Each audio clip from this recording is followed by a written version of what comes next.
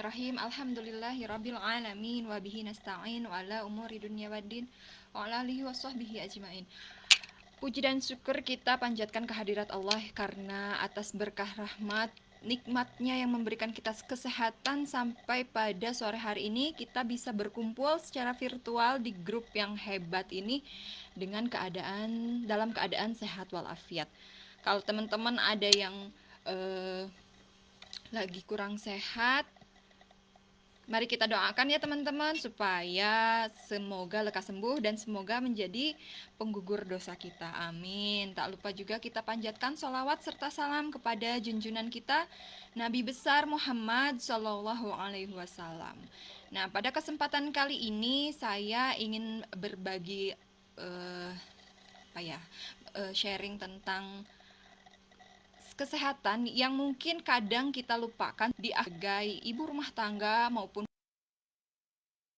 akhir-akhir bulan biasanya kita dikejar deadline, dikejar target, ditambah sekarang sekolah semua pakai secara virtual ya. Jadi mau nggak mau kita mengikuti aturan pemerintah dan kita berlama-lama berhadapan dengan si kotak ini gitu, maupun mau handphone, mau laptop atau apapun itu tetap kita akan melakukan kontak. Dan nggak jarang kita pasti nggak sempet ya untuk olahraga. Nah, sekarang kita sharing aja tipis-tipis apa itu jurus sehat untuk pebisnis ala aku ya, Mbak Indri boleh teteh deh, orang Sukabumi. Teteh. Nah, yang pertama kita harus kita cari tahu dulu apa itu sehat. Sehat kalau saya di Google ya, kalau saya cari di suatu keadaan kondisi fisik, mental, dan kesejahteraan sosial yang merupakan satu kesatuan dan bukan hanya bebas dari penyakit atau kecacatan saja. Jadi bukan mentang-mentang kita tubuh kita lengkap terus kita dikatakan sehat. Oh tidak ya, karena sehat itu banyak sekali pengertiannya. Sehat secara sosial. Sehat secara sosial itu yaitu hubungan kita dengan manusia. Kalau dalam konteks ini berarti kita dengan customer, nggak kita dengan customer baik, terus bahkan penuh dengan kasih sayang dengan customer, itu saling memberi cinta dengan customer ya. Nah terus nggak pernah julid sama customer atau sama teman reseller yang lain. Dan juga kita nggak gampang baper. Nah terus sehat secara ekonomi. Menurut sehat secara ekonomi itu sehat dalam keuangan kita, bukan berarti uang kita yang terus ada ya, tapi pembukuan keuangan kita yang jelas dan uang tidak hilang begitu saja. Terus juga kesehatan dari segi religi, yaitu hubungan kita dengan Allah Subhanahu wa taala. Ya, seperti yang saya tadi bilang bahwa di era ini sepanjang hari bisa dibilang hampir 24 hampir 18 jam kita berhadapan dengan layar. Baik itu di handphone maupun laptop atau komputer atau TV. Kita tidak bisa hindari itu. Tapi kita ingat-ingat lagi nih bagaimana pola tidur kita, bagaimana pola makan kita, bagaimana olahraga kita, manajemen stres kita, dan pola ibadah kita. Apakah tubuh kita sudah memenuhi haknya? Ayo teman-teman, kadang saya sendiri aja gitu kalau udah akhir-akhir bulan seperti ini ya kadang kurang memperhatikan ya, apalagi kita ibu-ibu anaknya banyak. Udahlah, yang penting buat anak-anak, buat suami ya kan, kita diri kita sendiri sering terlupakan. Terus bagaimana nih langkah menuju sehat sebagai pebisnis? Kita sebut aja kita pebisnis ya, amin ya Allah ya robbal alamin. Yang pertama, ini saya ambil dari buku Jurus Sehat ala Rasulullah karya Dr. Zaidul Akbar ya, sebagian ada di situ dan saya modifikasi.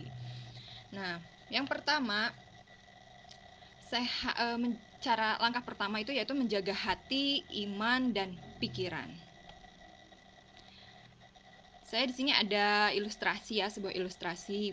Di sini ada mobil, dua buah mobil mewah dan BBM. Kira-kira kalau mobilnya semewah ini, bahan bakar apa yang akan kita masukkan ke dalam mobil tersebut.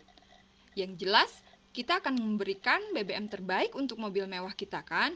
Gak mungkin lah kita kasih bahan bakar oplosan untuk mobil semewah ini.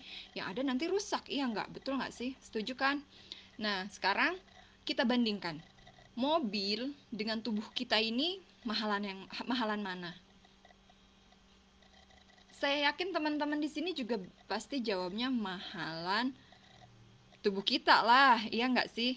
Nah, kalau BBM itu diibaratkan nutrisi yang masuk ke dalam tubuh kita, maukah kita memberikan nutrisi oplosan? Nggak kan, nggak mau. Nutrisi oplosan itu apa sih? Seperti gorengan, gluten, minyak, terus gula, dan lain-lain. Sedangkan BBM terbaik untuk tubuh kita itu seperti real food, rimpang, pokoknya semua yang ada di alam yang tidak melalui modifikasi bahan-bahan berbahaya. Setuju ya teman-teman? Jadi kita samakan persepsi dulu nih bahwa tubuh kita ini adalah harta yang paling berharga gitu, titipan Allah, amanah Allah yang harus kita jaga, dan kita isi bahan bakar tubuh kita dengan BBM yang terbaik tentunya ya. Nah, cara yang kedua itu, oke maaf belum. Nah, apa hubungannya ini hati, pikiran, dan iman? Semua pikiran positif ini akan memberi energi positif juga pada kehidupan kita. Kalau orang yang berenergi positif, itu pasti akan memiliki emosi yang baik juga kan. Nah, penyakit itu tidak akan datang pada orang yang memiliki emosi yang baik. Terus, apa hubungannya ya antara emosi dengan penyakit? Nah, emosi yang baik itu berasal dari keimanan yang terjaga. Keimanan akan menghasilkan sebuah kebahagiaan yang luar biasa, sebagaimana yang disampaikan oleh Allah dalam ayat Quran surat Al-Fat ayat 4 ya. Yang artinya dialah yang telah menurunkan ketenangan ke dalam hati orang-orang mukmin untuk menambah keimanan atas keimanan mereka yang telah ada. Dan milik Allah lah bala tentara langit dan bumi, dan Allah Maha mengetahui, Maha bijaksana. Jadi orang-orang yang menjaga keimanan pasti memiliki hati dan emosi yang baik. Gak mungkin dong orang beriman sering marah-marah. Tidak mungkin dong orang beriman sering berburuk sangka kepada orang lain. Dan gak mungkin juga kan orang beriman yang selalu menjaga keimanan itu sering berbohong. Nah itu jadi hubungan antara emosi dengan penyakit itu jelas ada ya teman-teman. Nah yang kedua, jurus sehat yang kedua untuk kita para pebisnis yaitu bangun pagi. Saya yakin sih kalau ibu-ibu semua di sini pasti bangunnya paling pagi ya nggak Bu? Nah, kenapa sih harus bangun pagi? Di pagi hari itu banyak banget keajaiban yang terjadi, Masya Allah ya.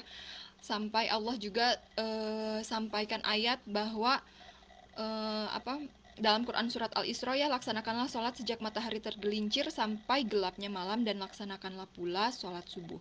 Sungguh sholat subuh itu disaksikan oleh malaikat. Selain itu, keajaiban pagi hari itu yaitu terjadinya siklus naik turun hormon dan beberapa keajaiban di pagi hari. Masya Allah, makanya rugi sekali orang-orang yang melewatkan fase bangun pagi ini. Nah ini ya ayat yang tadi. Nah nikmat pagi itu banyak sekali ya, di antaranya. Jadi pada pagi hari itu teman-teman ada satu peristiwa, yaitu mungkin kita tidak semua tahu bahwa peristiwa pada pagi hari itu adalah terjadi peningkatan ozon di dalam udara, dan itu akan mulai menghilang ketika matahari terbit. Gas ozon ini manfaatnya untuk sistem saraf tubuh ya, untuk memberikan kekuatan mental dan fisik. Jadi kalau orang-orang yang bangun pagi dan tidak tidur siang sampai waktu duha, itu adalah orang-orang yang akan menerima nikmat dari Allah yang berupa gas ozon ini. Nggak bisa kita beli loh gas ozon, kita cari-cari mau beli gas ozon, nggak. Allah kasih gratis, Allah kasih dengan percuma, hanya waktunya di pagi hari. Jadi orang tua dulu kan melarang sekali ya kalau kita sudah bangun subuh lalu tidur lagi gitu. Eh, itu biasanya orang tua zaman dulu melarang. Mungkin alasannya seperti ini ya, kita baru tahu. Dan yang kedua, nikmatnya pagi itu adalah ketika matahari terbit, kan ada tuh cahaya matahari yang tampak kemerahan. Nah, cahaya matahari ini dikenal sebagai cahaya yang menstimulasi saraf dan memotivasi manusia untuk bekerja. Ternyata cahaya merah ini adalah rasio ultraviolet yang digunakan untuk menghasilkan vitamin pada kulit. Masya Allah ya. Ternyata kenapa saya sendiri merasakan kalau bangun pagi itu energinya beda dengan saat kita bangun kesiangan gitu. Energinya beda, kalau bangun pagi itu semangat terus. Tapi kalau kesiangan aja udah bad mood sepanjang hari. Dan yang ketiga, kenapa kita harus bangun pagi? Karena kadar kortison kita itu pada waktu subuh ya khususnya itu sedang tinggi-tingginya. Kortison ini hormon untuk memberi tenaga untuk tubuh ya. Nah, makanya kita harus biasakan untuk bangun subuh, jangan tidur terlalu lama sebab ada penelitian juga ya menemukan bahwa tidur terlalu lama dapat menimbulkan banyak penyakit degeneratif karena mungkin itu kadar hormon kortison kita uh, hormon kortison kita nggak tersalurkan tapi malah mengendap di dalam tubuh yang akhirnya menjadi penumpukan dan berakhir pada penyakit-penyakit degeneratif seperti jantung, diabetes dan lain-lain. Itu yang kedua ya teman-teman, jurus sehat yang kedua. Coba saya lihat dulu.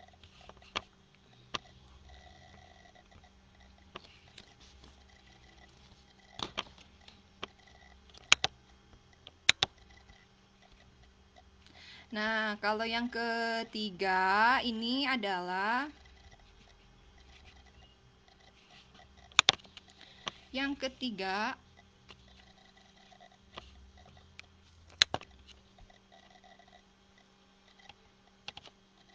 jurus yang ketiga untuk menjaga kesehatan kita adalah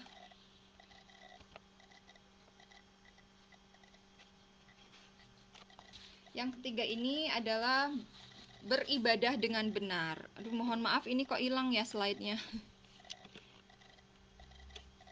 Oke. Beribadah dengan benar ya. Nah, beribadah di dalam hal ini tentunya beribadah menurut kepercayaan kita masing-masing ya. Dalam hal ini saya sampaikan karena saya sebagai umat muslim, jadi saya sampaikan ibadah sebagai ibadah kepada Allah ya. Ibadah yang pertama itu wudhu. Teman-teman, wudhu itu banyak sekali manfaatnya.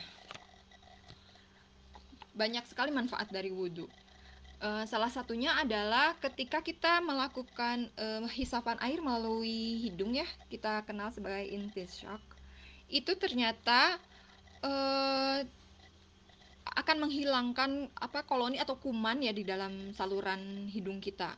Nah, itu mungkin bagus juga untuk dalam situasi seperti ini ya, di mana virus yang sedang kita hadapi itu sangat sedang heboh-hebohnya gitu. Mungkin ini salah satu alternatif buat teman-teman, buat kita semua untuk kembali melakukan wudhu dengan benar, yaitu menghisap air melalui hidung. Yang kedua, selain itu, kan dalam kulit kita nih banyak sekali ya saraf-saraf halus di atas kulit kita ini, di atas permukaannya ya. Nah, saraf-saraf itu yang memberikan sensasi rasa termasuk nyeri pada tubuh manusia. Jadi reseptor nyeri manusia itu sesungguhnya terletak di atas permukaan kulit. Kalau teman-teman udah pernah luka atau ibu-ibu yang udah pernah melahirkan lalu dijahit, pada saat penjahitan bagian dalam itu tidak terasa, tapi begitu pas kena kulit, walaupun kita sudah dibius dipakaikan ini ya anestesi lokal, tetap aja kerasa bagian kulit karena reseptor nyeri manusia yang terletak di atas permukaan kulit. Nah, itu mengapa Allah menyuruh kita berwudu dengan cara membasuh dan menggosok. Jadi bukan hanya membasuh aja gitu, tapi harus menggosok kulit kita, karena supaya kulit kita terstimulasi, sehingga ujung-ujung saraf yang ada di kulit kita itu terstimulasi ya.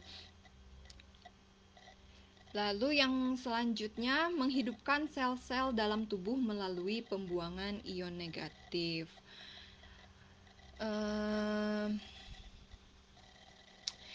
Pernah dengarkan hadis ini ya, hadis ini berhubungan dengan yang nomor 4 ya, peredam amarah.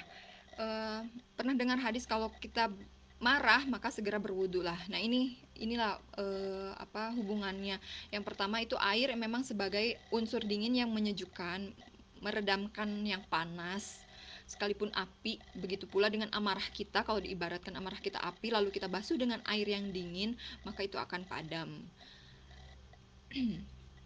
Jadi secara tidak langsung, jika kita berwudu dengan cara yang tadi ya, membasuh dan menggosok, terus kita menggunakan air yang sejuk, itu beberapa kenikmatan yang akan kita dapatkan. Yang pertama tadi ya, sehat, kulitnya jadi sehat, terus ion negatif terbuangnya, menghidupkan sel dalam tubuh, dan peredam amarah. Dan ini yang terakhir ini membunuh 99,9% kuman.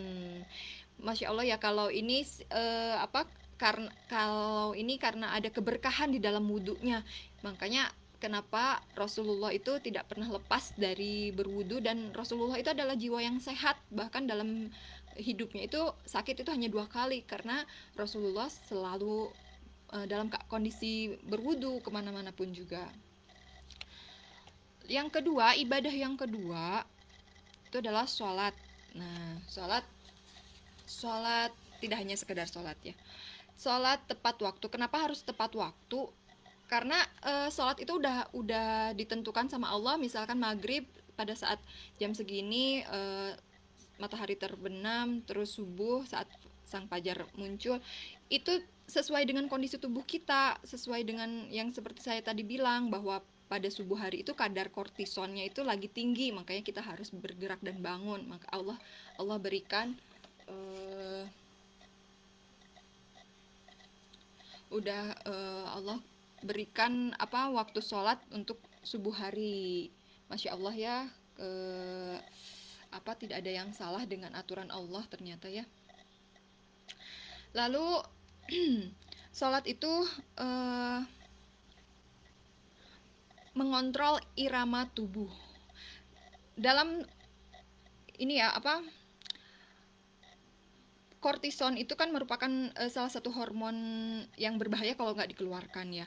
Akan menimbulkan kecemasan, meningkatkan kadarnya, karena meningkat kadarnya pada saat sholat fajar dimulai, dan diikuti dengan peningkatan tekanan darah. Maka tidak dianjurkan untuk tidur selepas sholat fajar dan sholat subuh. Nah teman-teman, kita garis bawahi lagi ya, secara sehat itu ternyata sederhana ya. Tidak, dengan tidur kembali dari sholat subuh itu adalah salah satu tips sehat yang sangat sederhana sekali. Setelah mendapatkan energi yang luar biasa, kita diperintahkan untuk beraktivitas. Kemudian dianjurkan untuk memperbaharui energi dengan cara tidur siang, kita qailullah. Nah itu terjadinya peningkatan sekresi hormon adrenalin. Jadi tidur siang itu adalah sunnahnya, memang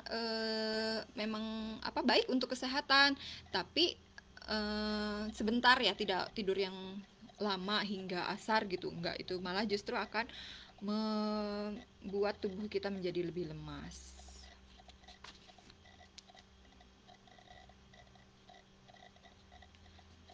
Lalu setelah sholat tahajud, nah sholat tahajud ini manfaatnya banyak sekali ya, selain kita pastinya mendapat pahala dari Allah. Ternyata sholat tahajud ini mengakibatkan terjadinya peningkatan hormon tenang dalam tubuh. Bisa dikatakan bahwa orang yang selalu melakukan sholat tahajud itu adalah orang yang selalu berbahagia. Nggak percaya ya, cobain aja. Tapi saya yakin teman-teman di sini sih pasti selalu sholat tahajud lah kalau tidak berhalangan ya. Nah, menurut penelitian ternyata seperti itu. Orang-orang yang sering yang melakukan tahajud setiap harinya itu bisa membentuk karakter yang bisa meningkatkan daya tahan tubuh, juga menimbulkan jiwa yang tenang, hingga akhirnya mereka itu jadi berbahagia, selalu berbahagia. Nah, yang ketiga, sholat duha. Sholat duha itu kalau kita ibaratkan adalah sebagai sedekah pagi. Kan sedekah paling baik itu kan pagi hari ya. Jika kita tidak punya sama sekali materi yang harus kita sedekahkan, maka sholat duha lah, karena sholat duha itu bisa dijadikan sedekah di pagi hari. Nah, yang ketiga, ibadah yang ketiga untuk membuat tubuh kita sehat itu adalah membaca Al-Quran. Ternyata membaca Al-Quran ini meningkatkan ketenangan jiwa sampai dengan 97%. Ini melalui penelitian ya, sudah melalui penelitian bahwa Al-Quran itu akan meningkatkan ketenangan jiwa. Kalau di zaman dulu itu, kalau saya tidak salah tuh ada musik efek Mozart itu. Nah, dulu ibu-ibu yang hamil itu disarankan untuk mendengarkan musik Mozart. Konon katanya akan meningkatkan kinerja otak ya. Tapi ternyata ada penelitian di Mesir menyatakan bahwa justru orang-orang yang membaca Al-Quran ternyata potensinya itu meningkat drastis. Karena apa? Karena saat kita membaca Al-Quran,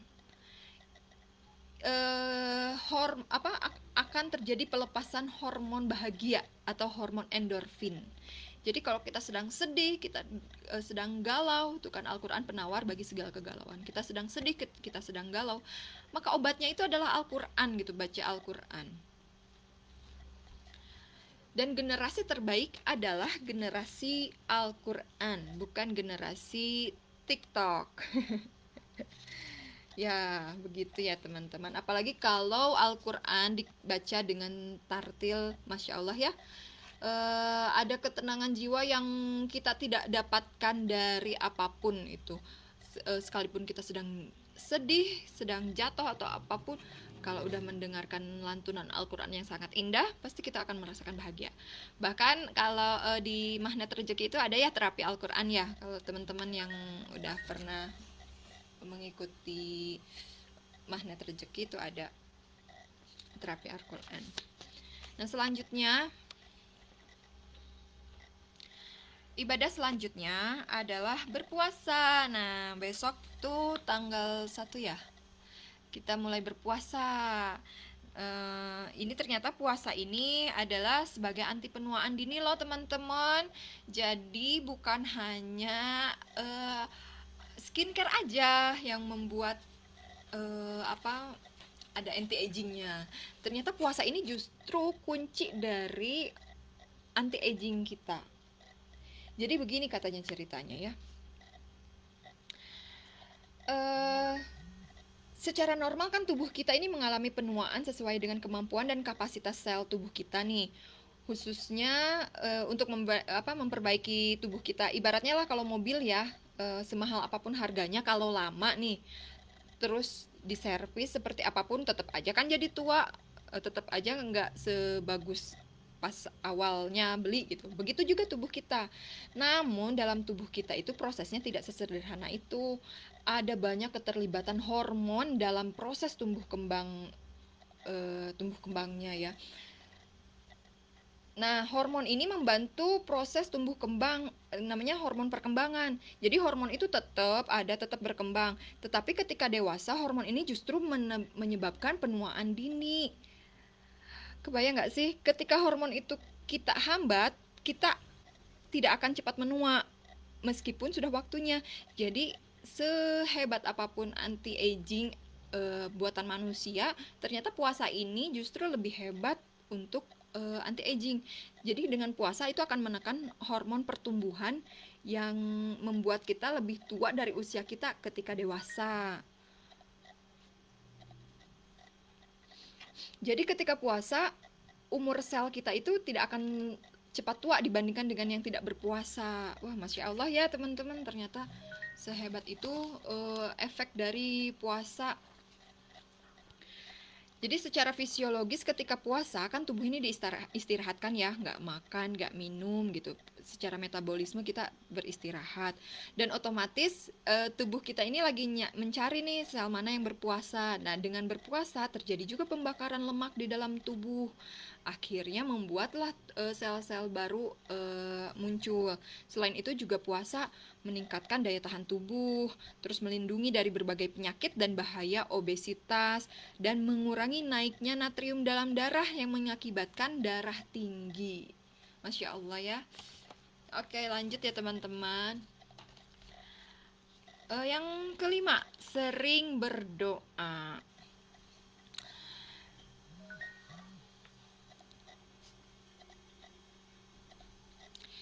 Doa ini doa nggak ada doa itu gratis ya, terus mudah aja dilakukan di mana saja gitu, dan nggak ada doa yang tidak dikabulkan. Doa itu pasti selalu dikabulkan.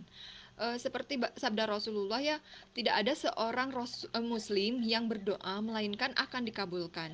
Ada kalanya disegerakan di dunia, ada kalanya disimpan untuknya di akhirat, dan ada kalanya digunakan untuk menghapus dosa-dosanya sesuai dengan kadar doa dan diucapkannya selama dia tidak berdoa atau untuk dosa atau memutuskan selama ya maksudnya selama doanya itu bukan untuk memutuskan tali persaudaraan gitu. Jadi kalau kita selalu berdoa, ya Allah kita ingin naik haji, kita ingin apa segala macam, tapi Allah belum kabulkan, itu bukan berarti tidak dikabulkan. Bisa jadi doanya disimpan untuk nanti di akhirat, atau ada kalanya digunakan untuk menghapus dosa-dosanya. Bisa jadi menurut kita itu doa tidak dikabulkan, padahal Allah sedang menghapus dosa-dosa kita. Begitu. Terus doa juga merupakan komunikasi kita kan dengan Allah. Dengan berdoa secara otomatis kita kan terus menjalin komunikasi itu secara berkesinambungan. Itulah sebabnya Allah itu menyukai kita yang selalu berdoa, mengakui kelemahan kita, mengakui kemiskinan kita, mengakui kekurangan kita, untuk kemudian minta diperbaiki sama Allah gitu. Terus apa hubungannya doa membuat orang sehat? Nah, oke. Kita katakanlah kita saat ini tengah mengalami masalah ya, masalah yang sangat berat. Mungkin teman-teman ada masalah masing-masing berbeda ya. Dan tidak satu orang pun yang bisa kita mintai bantuan. Kita udah mentok nih, bantu sana sini, nggak ada yang bantu. Salahnya kita nggak melibatkan Allah sejak awal. Coba kalau kita melibatkan Allah sejak awal, memang tidak langsung dikabulkan ya. Misalkan kita terlilit hutang yang subhanallah banyak sekali, terus kita berdoa sama Allah, nggak ujuk-ujuk datang duit sekarung buat enggak kan. Tapi apa yang kita dapatkan setelah berdoa? Ya betul, perasaan damai, bahagia, tentram, karena akhirnya semuanya diserahkan sama Allah. Nah kalau setelah kepala kita dingin, hati kita adem, itu baru Allah kasih berbagai jalan kemudahan untuk itu. Nah, apabila semua masalah sudah diserahkan sama Allah, kita kan bahagia nih, pokoknya serahin aja lah semua sama Allah gitu. Bikin pengakuan bahwa kita itu gak mampu, kita itu bodoh, kita itu lemah, zalim, dan semua kekurangan kita. Akui hanya di hadapan Allah gitu. Dan itu yang akan kita terima, itu adalah ketenangan, kebahagiaan. Apalagi kalau doanya kita sampai benar-benar mencurahkan segala emosi. Setelah berdoa itu pasti ada perasaan yang sangat lega, nggak semumet saat kita belum berdoa. Nah itu hubungannya doa dengan kesehatan, karena sehat jiwa pasti sehat raga ya. Lalu selanjutnya, nah, yang keenam, ibadah yang keenam ini adalah sedekah. Hadis riwayat Al-Baihaqi, datangkanlah rezekimu dari Allah dengan mengeluarkan sedekah. Jadi bicara sedekah itu faedahnya yang buat yang memberi dan yang diberi ya. Bahkan hadis-hadis yang berkenaan dengan sedekah ini banyak banget. Banyak banget lah ya kita bisa menemukan hadis-hadis soal sedekah.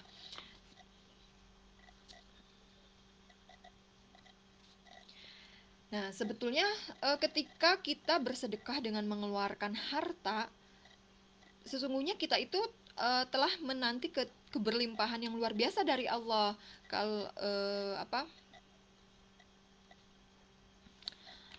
Jadi semakin banyak harta yang kita keluarkan untuk sedekah, maka akan semakin cepat uang apa nikmat yang akan Allah berikan kepada kita juga gitu. Jadi hubungannya apa sih sedekah dengan membuat tubuh kita sehat? Jadi perumpamaannya begini ya, kita pergi nih ke tempat yang jauh melalui jalan darat. Tentu kan pasti lama ya. Kita mau ke Mekah nih, kita mau umroh, mau haji, amin. Tentu kalau pakai mobil pribadi sampai ke Madinah itu pasti akan lama sekali dan kita membutuhkan pesawat terbang kan. Ya, kita harus lewat udara agar kita lebih cepat. Juga tidak terlalu letih kan di jalannya. Nah, bagaimana dengan biayanya? Jelas kan lebih mahal lah naik pesawat. Tapi kan hasilnya juga luar biasa. Nah, sama juga dengan sedekah bagi orang yang memiliki penyakit yang lebih besar atau masalah yang lebih banyak, maka perbanyak aja sedekahnya gitu. Eh supaya apa? Supaya Allah percepat ininya apa? Jalan kemudahannya. Analoginya seperti itu gitu ya. Tapi saya punya misalkan punyanya cuma sedikit ya nggak apa-apa, sedikit juga nggak apa-apa, yang penting kan ikhlas ya. Betul nggak sih teman-teman? Mm-mm.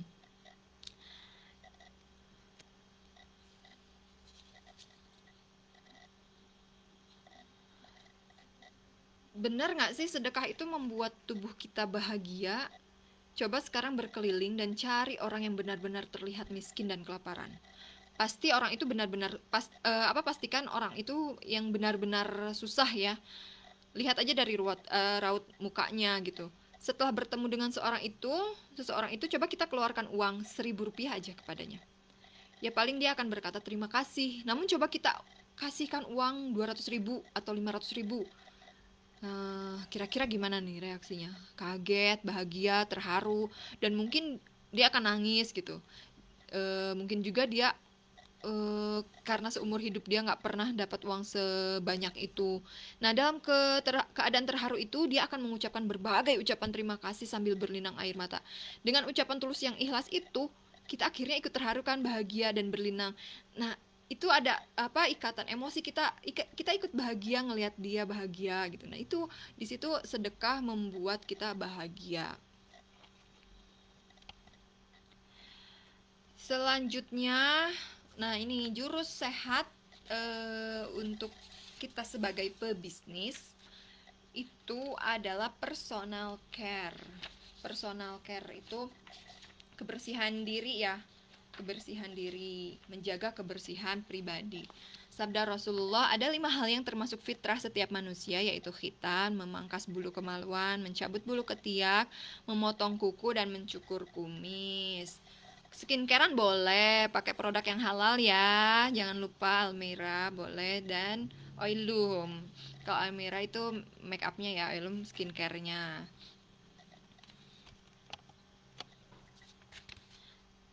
Nah, kalau yang kelima, jurus sehat untuk pebisnis, itu yang kelima adalah mengkonsumsi makanan yang halal dan toyib. Jadi nggak hanya halal tapi juga harus toyib. Karena secara fitrah manusia itu kan dilahirkan dalam keadaan baik ya, diciptakan oleh Allah dalam keadaan baik dan menerima yang baik-baik. Maka dari itu saat seseorang menerima yang haram, sesungguhnya fitrah yang baik itu akan menolak dan itu kita tidak sadari gitu. Contohnya makanan haram dari segi zatnya adalah bangkai atau yang disembelih tanpa menyebut nama Allah. Misalkan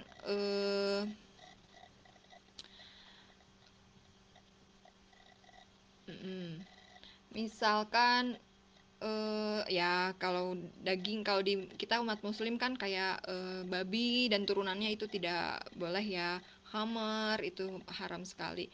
Kalau contoh makanan yang haram dari segi prosesnya apa? Misalkan kita makan ayam, ayam itu halal kan, tapi sayang uang untuk beli ayam itu dapat hasil korupsi, dapat hasil dari berbohong.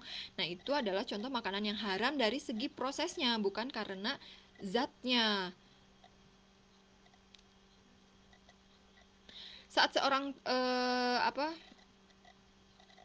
secara alami gitu ya, makanan haram itu kan akan masuk ke dalam alam bawah sadar kita. Mungkin saat makan sadar gitu, nggak ada rasa jadi pahit atau apa, enggak ya.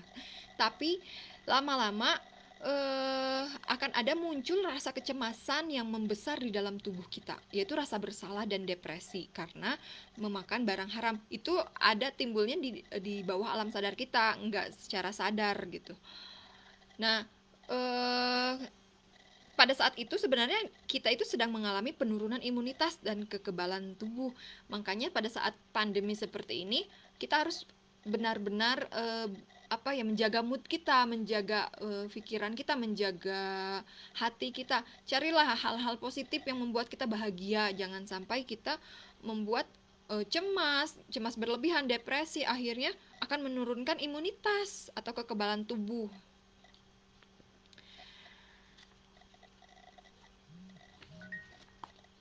Lalu yang kedua, makanan toyib ya, makanan yang toyib dan tidak toyib.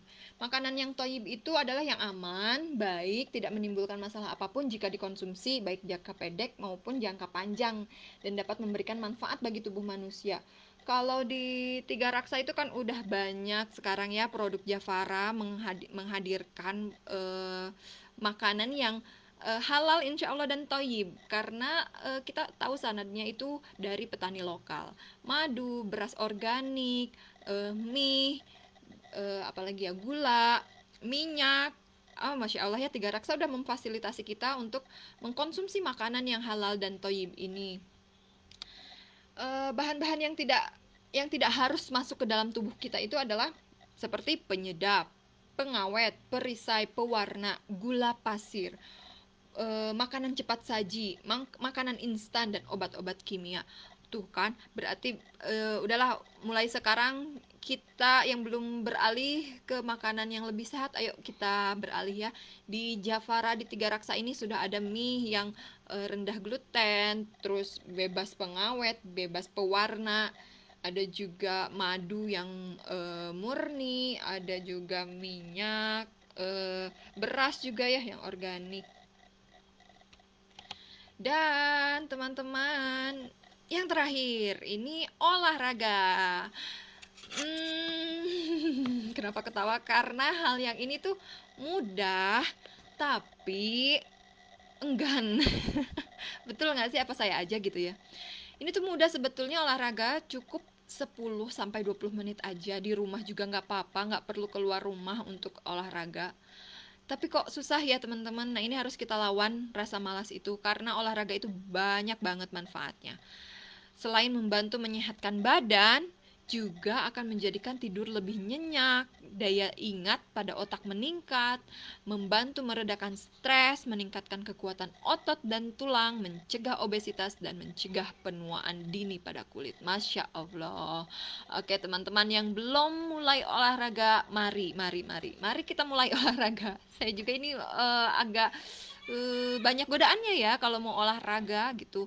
Makanya dari sekarang ayolah kita sisihkan waktu 10 atau 20 menit lah untuk olahraga. Sekarang kan banyak tuh tutorial di internet ya untuk olahraga di rumah. Nggak harus keluar rumah, gabung sama ibu-ibu kompleks untuk senam, misalkan agak sungkan, ya di rumah aja nggak apa-apa. Mungkin demikian ya teman-teman, sesi sharing kali ini. Itu hanya sebagian dari saya. Atas kekurangannya saya mohon maaf.